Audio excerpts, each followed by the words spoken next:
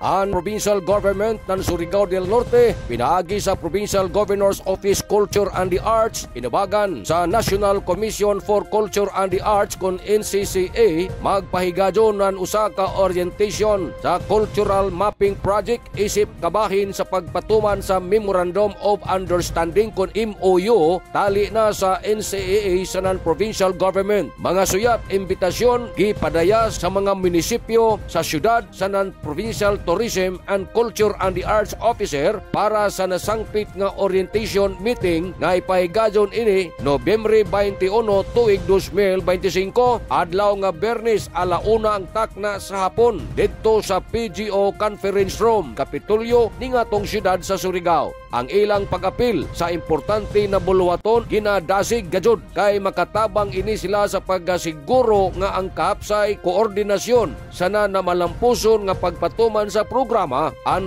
Cultural Mapping Project din isa ini kapamaagi aron mailan ug ma-record sanan magamit ang mga cultural nga paninguhaan sanan aktibidades para sa pagtukod ng mga komunidad. Kini na pamaagi makatabang sa mga lokal na pagagamhanan sa pag-ila sanan pag-aasoy sa ilang mga cultural na butang. Lakang ini pasingod sa pagpreserbar sanan pagpalambo sa kultural na kabilin iban sa koordinasyon sa uban pa nga mga ahinsya sa kultura sanan nasyonal.